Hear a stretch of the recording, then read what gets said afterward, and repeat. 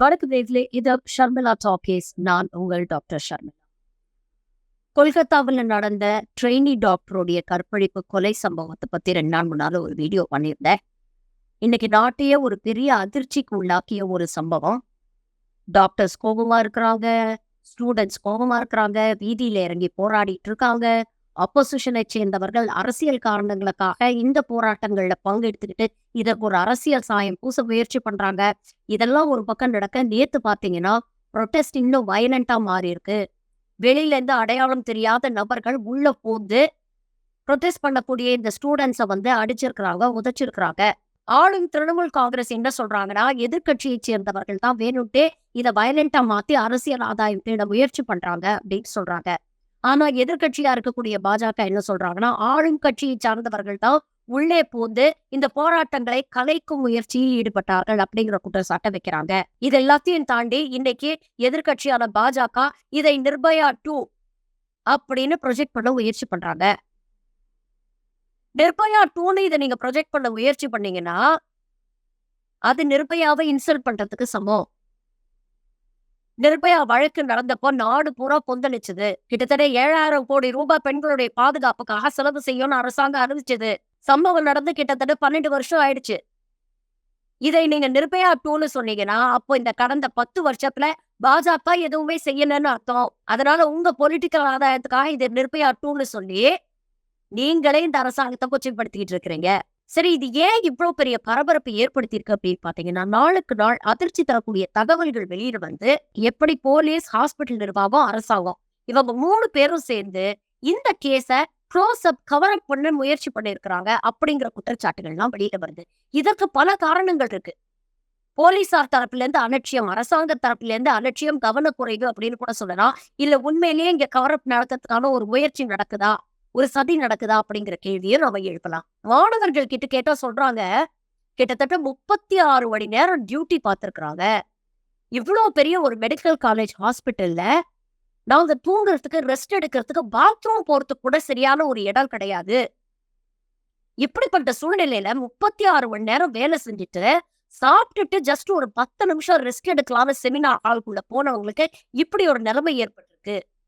இத கொஞ்சம் கூட புரிஞ்சுக்காம எப்படி இன்சென்சிட்டிவா இவர் ரியாக்ட் பண்றாரு அப்படிங்கறத தொடர்ந்துதான் இவங்க கோவம் அதிகமாயி எல்லாரும் வீதியில உட்கார்ந்து போராட ஆரம்பிச்சாங்க. No safety, no duty. எங்களுக்கு சேஃப்டி இல்லைன்னா நாங்க டியூட்டி பார்க்க மாட்டோம் அப்படின்னு உட்காந்து ஒட்டுமொத்த மெடிக்கல் ஃபேக்கல்ட்டியும் வெளியில உட்கார்ந்ததுனால ஹாஸ்பிட்டல் ஆக்டிவிட்டிஸே ஸ்தம்பிச்சு போச்சு. ரெகுலர் வார்ட் டியூட்டிஸ் எல்லாம் பாக்குறதுக்கு டாக்டர்ஸ் கிடையாது. எமர்ஜென்சி டியூட்டிஸே 3 நாளைக்கு அப்புறம் பாக்குறதுக்கு ஆள் இல்ல. பேஷன்ஸ் எல்லாம் தவிக்கிறாங்க. அந்த அளவுக்கு மாணவர்களுடைய கோவத்தை தூண்டி விட்டுருக்கிறாரு இந்த மனுஷன். சமூக வலைதளங்கள்ல இவருக்கு எதிரான விமர்சனங்கள் அதிகமானோட இவர் என்ன பண்ணிருக்கிறாரு, சரி இதுக்கு நான் மாரல் ரெஸ்பான்சிபிலிட்டி எடுத்துக்கிறேன், அவங்க என் பொண்ணு மாதிரி தான், நான் என் வேலையை ராஜினாமா செய்யறேன்னு ரிசைன் பண்ணிருக்கிறாரு. ஆனா ரிசைன் பண்ண இந்த உத்தம சீலரை திரிணாமுல் காங்கிரஸ், மம்தா பானர்ஜி அரசாங்கம் 8 மணி நேரத்துக்குள்ள Calcutta national medical college and ஹாஸ்பிட்டலுக்கு பிரின்சிபலா திரும்ப ரீஅப்பாயிண்ட் பண்றாங்க. அங்க இருக்கக்கூடிய மாணவர்களுடைய கோபமும் அதிகமாகி இவரோட ஆபீஸ் இழுத்து பூட்டுறாங்க. காலேஜ் கேம்பஸ்குள்ள நீங்க காலடி எடுத்து வைக்க கூடாது, கோபேக்னு சொல்லி அவரை விரட்டி அடிச்சிருக்காங்க. அப்ப யாரை காப்பாத்த இந்த அரசாங்கம் முயற்சி பண்ணுது? அப்படி என்ன இந்த பிரின்சிபல் மேல அரசாங்கத்துக்கு தனிப்பட்ட அக்கறை? ரிசைன் பண்ணவரை 8 மணி நேரத்துக்குள்ள கூட்டிட்டு இன்னொரு மெடிக்கல் காலேஜ்ல உட்கார வைக்கிறீங்களா? அப்ப என்ன விதமான மாரல் ரெஸ்பான்சிபிலிட்டி இவர் ஏத்துக்கிறாரு அப்படிங்கிற கேள்விகள்லாம் மாணவர்கள் இன்னைக்கு எடுக்க ஆரம்பிச்சிருக்கிறாங்க. அதே மாதிரி போலீஸ் எவிடன்ஸ் அழிக்க முயற்சி பண்றாங்க அப்படிங்கிற குற்றச்சாட்டு எழுதிருக்கு. சம்பவம் நடந்த சில மணி நேரத்துக்குள்ளேயே பாத்தீங்கன்னா பக்கத்துல ரீகன்ஸ்ட்ரக்ஷன் ஒர்க் நடத்தி இருக்கிறாங்க. கிட்டத்தட்ட 20 மீட்டர் கிரைம் சீன்ல இருந்து 20 மீட்டர் தள்ளி ஏதோ டாய்லெட் எல்லாம் ரீவேம்ப் பண்றோம், ரீகன்ஸ்ட்ரக்ஷன் பண்றோம் அப்படின்னு அவங்க கட்டிட வேலையும் நடந்திருக்கு. ஆதாரங்களை அழிக்க பாக்குது அரசாங்கம், போலீஸும் அதுக்கு துணை போகுது அப்படின்னு இன்னைக்கு மாணவர்கள் குற்றச்சாட்டு வைக்கிறாங்க. இது எல்லாத்தையும் தாண்டி இதுல இருக்கக்கூடிய பெரிய அவலம் என்ன தெரியுமா? இந்த சம்பந்தப்பட்ட குற்றவாளியுடைய பின்னணி. இந்த சஞ்சய் ராய் அப்படிங்கிறவன் கொல்கத்தா போலீஸ்ல ஒரு சிவிக் வாலண்டியரா வேலை செஞ்சிருக்கான். சிவில் வாலண்டியர்ஸ்க்கு மாசம் 12,000 சம்பளம் கொடுப்பாங்க. அவங்க போலீஸ்க்கு மத்த வேலைகள்லாம் அசிஸ்ட் பண்ணுவாங்க. டிராபிக் மேனேஜ்மெண்ட், டிசாஸ்டர் மேனேஜ்மெண்ட் இது போன்ற விஷயங்கள அசிஸ்ட் பண்ணுவாங்க. மாசம் 12,000 சம்பளம். மத்தபடி போலீஸ்க்கு கிடைக்கக்கூடிய எந்த பக்ஸோ பெனிஃபிட்ஸோ இவங்களுக்கு கிடையாது. அப்போ தொடர்ந்து இந்த சஞ்சய் ராய்ன்றவன் போலீஸோட கனெக்ஷன்லயே தான் இருந்திருக்கிறான். அவங்க நடுவுலயே தான் நுழைய வந்திருக்கிறான். இவனுடைய ஹிஸ்டரி எடுத்து பார்த்தா இவன் ஏற்கனவே ஒரு வயலண்டா இருந்திருக்கிறான். ஒரு ரிப்பீட் ஆஃபெண்டரா இருந்திருக்கிறான் அப்படிங்கறது ரொம்ப தெளிவா தெரியுது. இன்னைக்கு செய்திகள்ல வெளியில வருது. 4 திருமணங்கள் செஞ்சிருக்கிறான். 4 திருமணமும் ஒர்க் அவுட் ஆகல. இவன் ரொம்ப வயலன்ஸ்ல ஈடுபடுறான்ற காரணத்தை சொல்லி மனைவிகள் பிரிஞ்சு போயிருக்கிறாங்க. இது மட்டும் இல்லாம போலீஸ் பேரை சொல்லி அங்க ஆர்ஜி கார்ல இருக்கக்கூடிய செக் போஸ்ட்லயே தான் இவன் தினமும் இருந்திருக்கிறான். அந்த ஹாஸ்பிட்டல் இருக்கிற நூக் அண்ட் கார்னருக்கு இவருக்கு ஆக்சஸ் இருந்திருக்கு. இன்ஃபேக்ட் அங்க ஒரு மாஃபியா ராக்கெட்டையே இவன் நடத்தி இருக்கிறான். அங்க வரக்கூடிய பேஷண்ட்ஸ்க்கு அட்மிஷன் போடுறதுக்கும் பெட் வாங்கி தரத்துக்கும் அவங்க கிட்ட காசு வசூல் பண்றது அப்படிங்கிற வேலையில இவன் வெளிப்படையா இறங்கி இருந்திருக்கிறான். அங்க இருக்கக்கூடிய சுத்து வட்டாரத்தில் இருக்கக்கூடிய போலீஸ்காரட்ட ஹாஸ்பிட்டல் ஸ்டாஃப் எல்லாருக்கும் பரிச்சயமான முகமே தான். இதுல அவன் என்னன்னா இந்த குற்றத்தை செஞ்சு முடிச்சிட்டு எந்தவித சலனமும் இல்லாம போலீஸ் பேரக்ஸ்ல போய் இந்த ஆள் தூங்கி இருக்கான். அடுத்த நாள் காலையில சம்பவம் நடந்த இடத்துல இருந்த ப்ளூடூத் இவனோட போனோட மேட்ச் ஆகுது, பேர் ஆகுது அப்படிங்கிற காரணத்தை வச்சும் சிசிடிவி ஃபுட்டேஜ வச்சுதான் இவன் குற்றவாளி அப்படின்னு சொல்லி இவனை அரெஸ்ட் பண்ணியிருக்காங்க. அரெஸ்ட் பண்ணி இவனோட போனை கைப்பற்றி பார்த்தா அதுல ஃபுல்லா போர்னோகிராஃபி, சைல்டு போர்னோகிராஃபி உட்பட.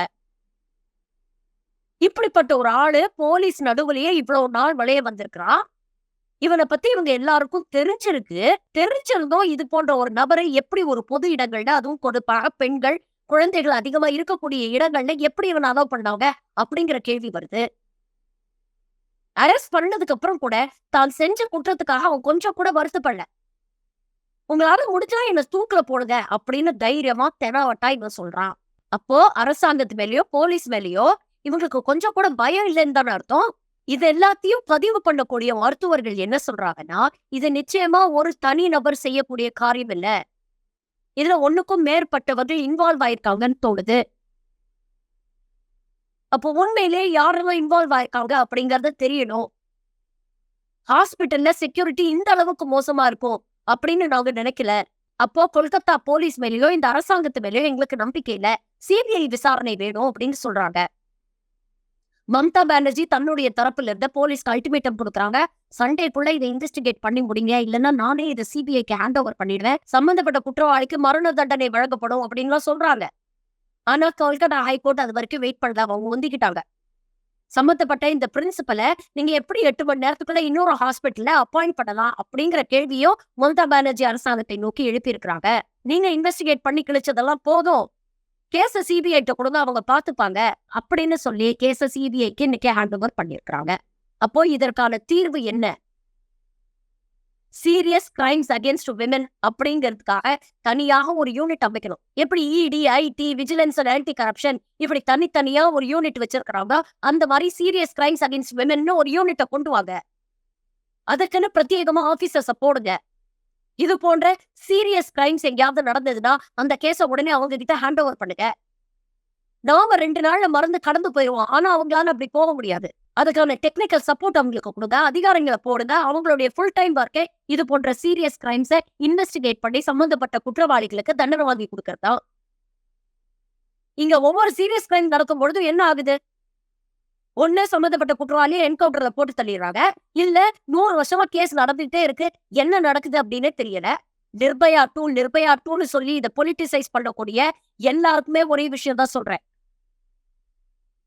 எந்த ஆட்சி வந்தாலும் சரி, ஆட்சிகள் மாற மாட்டேங்குது. இத நிர்பயா 2ன்னு சொல்லி நிர்பயாவை நாம இன்சல்ட் பண்ணிட்டு இருக்கோம். கடந்த 10 வருஷத்துல எதுவுமே மாறல, இன்னும் மோசமாயிட்டு தான் இருக்கு. பெண்களுடைய பாதுகாப்பை உறுதி செய்யறதுக்கு இந்த அரசாங்கம் இனிமேலாவது ஏதாவது ஸ்டெப்ஸ் எடுக்குமா அப்படின்னு பார்ப்போம். தமிழ்நாடு அரசுக்கு முக்கியமான கோரிக்கை வைக்கிறேன். நேத்து பாருங்க, ஒருத்த நாட்டுல இதே மாதிரி தான் நடந்திருக்கு. ஒரு பெண்ணை தன்னுடைய காதலனும் ஃப்ரெண்ட்ஸும் சேர்ந்து கூட்டு பாலியல் வன்கொடுமை செஞ்சிருக்காங்க. அப்ப இது போன்ற சீரியஸ் கிரைம்ஸ் எல்லாம் ஹேண்டில் பண்றதுக்குன்னு செப்பரேட்டா ஒரு யூனிட் வேணும். அப்பதான் மக்களுக்கு ஒரு பயம் இருக்கும். பாலியல் குற்றங்களை இந்த அரசாங்கம் சீரியஸா எடுத்துக்கும். சம்மந்தப்பட்டவங்களுக்கு எந்த விதமான தயவு தாட்சிணியமும் காட்ட மாட்டாங்க. அப்படிங்கிற ஒரு பயம் இருந்தாதான் இது போன்ற குற்றங்கள் குறையும். செயல்படுத்துவான். பொறுத்திருந்து